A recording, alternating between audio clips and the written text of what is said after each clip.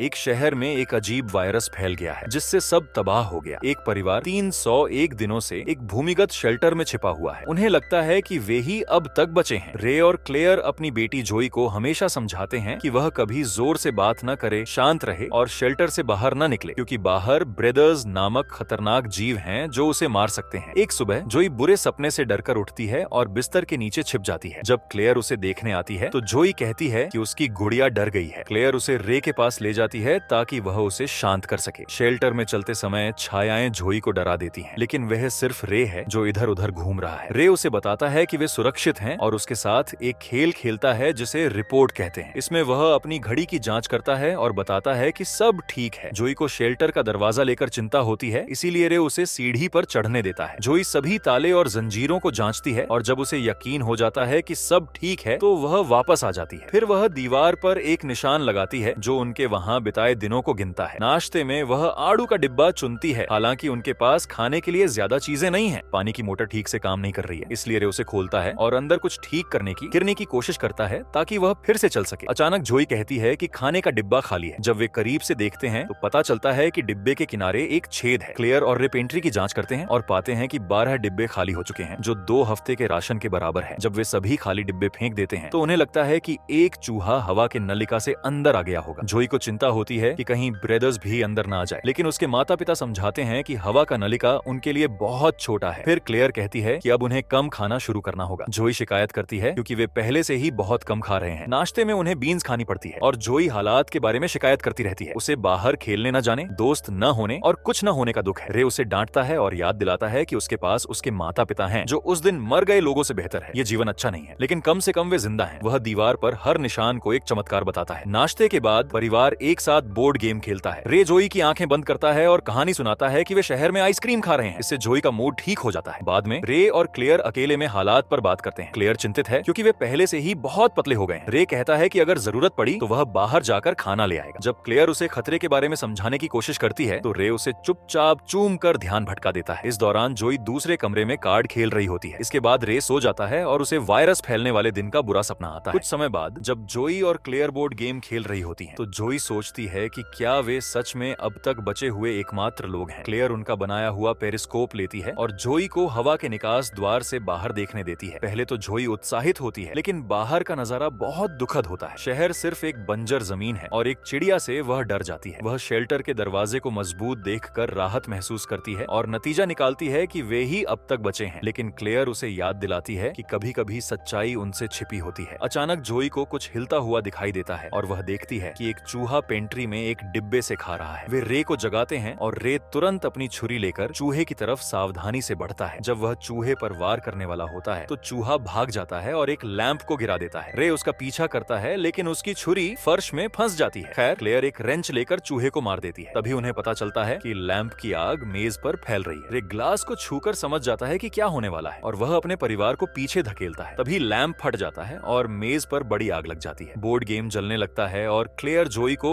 उसे बचाने से रोकती है। जब रे पानी के पंप को ठीक करने की कोशिश करता है तो क्लेयर जोई को कोने में छिपाती है और आग बुझाने के लिए एक बड़ा कपड़ा लेती है। जोई भी अपनी जैकेट से आग बुझाने में मदद करती है। बहुत कोशिश के बाद रे पंप को ठीक कर देता है और पानी से आग बुझ जाती है। फिर रे मेज को एक फ्लैशबैक में दिखाया जाता है कि वायरस फैलने वाले दिन क्या हुआ। रे और क्लेयर नाश्ता तैयार कर रहे थे जब अचानक जोई ने उन्हें बताया कि पड़ोसी लोग जा रहे हैं। माता पिता को यह क्लेयर दूसरा लैंप चलाने के लिए दौड़ती है। उन्होंने देखा कि पड़ोसी अपनी कार में जल्दी सामान लाद रहे हैं। रे और क्लेयर ने पूछा कि क्या हुआ, लेकिन पड़ोसी जोड़े ने जवाब दिया। हालांकि उनके बेटे जॉय ने बताया कि एक सरकारी आदमी ने कहा था कि शहर में एक वायरस फैल गया है जो लोगों को बुरा बना देता है। जॉय ने और कुछ कहने से पहले ही उसके माता पिता उसे कार में लेकर चले गए। गली में और भी कारें तेजी से भाग रही थी। उसी समय उनके नाश्ते से गलती से फायर अलार्म बज गया, जिसकी वजह से वर्तमान में क्लेयर को उस दिन की याद आती है। रे बताता है कि शाम होने वाली है और उम्मीद है कि अंधेरे की वजह से ब्रेदर्स धुएं को नहीं देख पाएंगे। फिर भी वह पेरिस्कोप से बाहर देखता है और डर जाता है क्योंकि बहुत सारा धुआं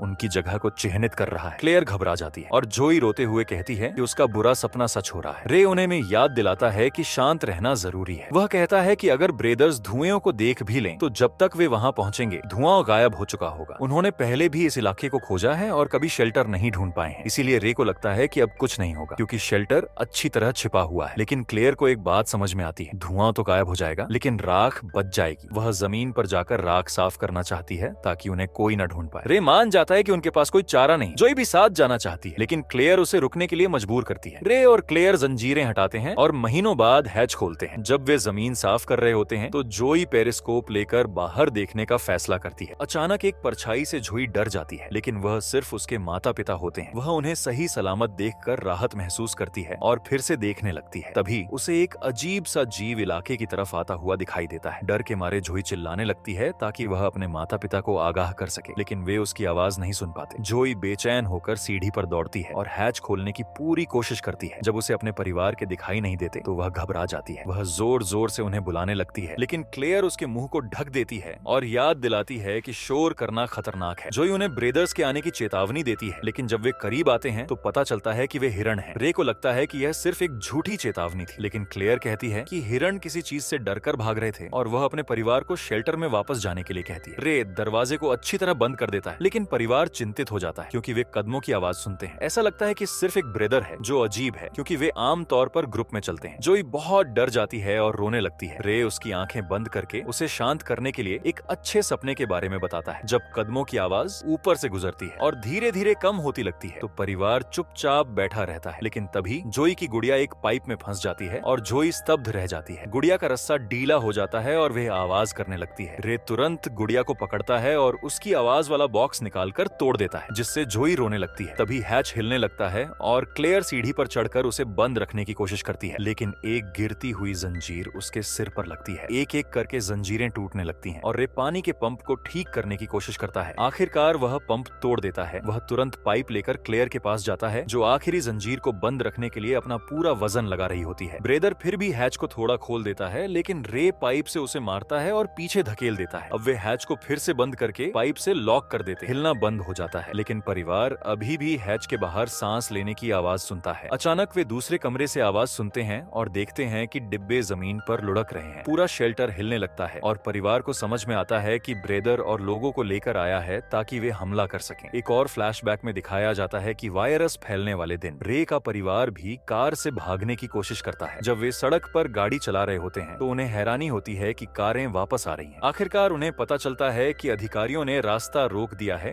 क्योंकि उनका शहर अब क्वारंटीन में है यानी किसी को भी बाहर जाने की इजाजत नहीं है। अचानक एक पत्थर रे की कार पर गिरता है क्योंकि उस इलाके में भूकंप आ रहा था। वर्तमान में हैच टूट जाता है और ब्रदर्स का एक ग्रुप अंदर घुस जाता है। परिवार दूसरे कमरे में भागता है और क्लेयर एक लैंप तोड़कर आग लगा देती है। फिर वह और रे पेंट्री को हटाकर रास्ता रोक देते हैं। ये ब्रदर्स को ज्यादा देर तक नहीं रोक पाएगा इसीलिए रे कुर्सी पर चढ़ता है और क्लेयर और जोई को हवा के निकास द्वार से बाहर निकालने में मदद करता है क्योंकि वे छोटे हैं और उसमें से निकल सकते हैं। फिर क्लेयर रे को भी निकालने की कोशिश करती है लेकिन दुर्भाग्य से वह उसमें से फिट नहीं होता। भागने के लिए बेताब होकर रे क्लेयर को अपनी कलाई पकड़ने देता है और अपना कंधा उतार देता है। अब क्लेयर उसे निकास द्वार से खींचकर बाहर निकाल सकती है। जब वह बाहर निकलने वाला होता है तो ब्रदर्स उसके पैर पकड़ लेते हैं और उसे वापस शेल्टर में खींच लेते हैं। रे उनका सामना करने से नहीं डरता और एक लड़ाई शुरू होती है। अंधेरे में ज्यादा कुछ दिखाई नहीं देता लेकिन क्लेयर और जोई चिल्लाते हैं जब वे खून के छींटे देखते हैं और मान लेते हैं कि रे मर गया है। जोई कुछ करना चाहती है और गुस्से में चिल्लाने लगती है इसीलिए क्लेयर को उसे दुख में सांत्वना देनी पड़ती है। तभी उन्हें कुछ परछाइयां दिखाई देती हैं जो करीब आ रही होती हैं और दोनों जितनी तेजी से भाग सकते हैं भागते हैं। वे जंगल को पार करते हैं और कुछ बार गिरते हैं जब तक कि वे सड़क पर नहीं पहुंच जाते। वहां वायरस फैलने वाले दिन की सभी कारें छोड़ी हुई पड़ी हैं। जब उन्हें पता चलता है कि शहर के चारों ओर सुरक्षा कैमरों वाली एक दीवार बनाई गई है तो आसमान में एक हेलीकॉप्टर दिखाई देता है और उसकी रोशनी उन्हें ढूंढ लेती है। क्लेयर और जोई भागने की कोशिश करती हैं लेकिन हेलीकॉप्टर उन पर एक जाल फेंकता है और उन्हें पकड़ लेता है। ब्रदर्स करीब आते हैं और पता चलता है कि वे कोई राक्षस नहीं है बल्कि वे चेहरे पर मास्क पहने सैनिक हैं। जब दोनों घबराते हैं तो सैनिक उन पर सुई लगाते हैं और एक और फ्लैशबैक दिखाता है कि असल में क्या हुआ था। पहाड़ का हिलना भूकंप नहीं था बल्कि जेट विमानों का एक बेड़ा था जिसने संक्रमित लोगों को खत्म करने के लिए शहर के चारों ओर बम गिराने शुरू कर दिए थे। जब सब घबराकर भागने लगे तो क्लेयर को याद आया कि स्थानीय स्कूल में एक शेल्टर था इसीलिए परिवार वहां छिपने के लिए दौड़ा। वे एक और बम गिरने से ठीक पहले हैच बंद करने में कामयाब हो गए। उन्होंने शेल्टर के अंदर देखा और वहां बहुत सारा खाना और जोई के लिए खिलौने मिले। रे ने हमले को गलती बताया लेकिन क्लेयर ने बताया कि भागने के दौरान उसके हाथ पर एक कट लग गया था और वे सच में संक्रमित थे। घाव काला पड़ रहा था और उसके पूरे हाथ में फैल रहा था। वर्तमान में सैनिक खून के नमूने लेकर कुछ सवाल पूछते हैं ताकि यह पुष्टि हो सके कि ये ही अब तक बचे हुए लोग हैं। फिर वे दोनों को गोली मारने के लिए तैयार होते हैं और क्लेयर का नियंत्रण खोने लगता है, जिससे उसकी नसों का रंग बदलने लगता है। पता चलता है कि कभी नियंत्रण मत खोना का नियम इसलिए है क्योंकि तेज भावनाओं से वायरस सक्रिय हो जाता है, जिससे संक्रमित लोग बदल जाते हैं। तभी पूरी तरह से बदला हुआ रे प्रकट होता है और सैनिकों को मारना शुरू कर देता है। जोई को समझ में आता है कि शेल्टर में जो खून उसने देखा था वह उसके पिता का था, जो हत्याएं कर रहे थे। रे कई सैनिकों को मार देता है, लेकिन उनकी संख्या बहुत ज्यादा है और वे गोलियों से जवाब देते हैं, जिससे रे गिर जाता है। जब सैनिक रे का सामना कर रहे होते हैं तो दोनों जाल से भाग निकलते हैं। जोई एक कार में छिप जाती है, जबकि क्लेयर अपने शरीर को बदलने देती है और सैनिकों को मारना शुरू कर देती है। रे की तरह वह भी कई सैनिकों को मार देती है, लेकिन आखिरी सैनिक उसके पैर में गोली मारकर उसे गिरा देता है। जब वह उसके सिर पर गोली चलाने वाला होता है तो जोई भी बदल जाती है और उस पर हमला करती है। वह उसका मास्क उतारती है और उसे मारना चाहती है, लेकिन क्लेयर उसे रोकती है क्योंकि वह नहीं चाहती कि उसकी बेटी एक हत्यारी बने। जोई का नियंत्रण खो जाता है और वह अपनी मां पर हमला करती है। क्लेयर नियम दोहराती है और शांत शब्दों का उपयोग करके जोई को बदलाव को रोकने में मदद करती है। इसके बाद जोई अपनी मां के घाव को बांधती है और आखिरी सैनिक के बारे में पूछती है। क्लेयर कहती है कि उसे जमीन पर छोड़ दें ताकि वायरस उसे ले सके। फिर वे रे को देखते हैं, जो अपनी बेटी की आंखें आखिरी बार बंद करके मर जाता है। तभी हेलीकॉप्टर फिर से आता है और दोनों सीवर सिस्टम में छिपने के लिए भागते हैं। जब वे धीरे धीरे आगे बढ़ते हैं तो अंधेरे में कुछ हिलता हुआ दिखाई देता है और उन्हें हैरानी होती है कि वह जॉय है। लड़का बताता है कि सीवर में बचे हुए लोगों का एक समूह रहता है और क्लेयर और जोई उनके साथ जा सकती हैं। जब वे उनसे मिलने के लिए नीचे जाते हैं तो जोई महीनों बाद पहली बार सूरज की रोशनी देखती है और 302 चमत्कार गिनती है। सुनिश्चित करें कि आप सब्सक्राइब करें और नोटिफिकेशन चालू करें ताकि आप इस तरह के और वीडियो देख सकें। देखने के लिए धन्यवाद।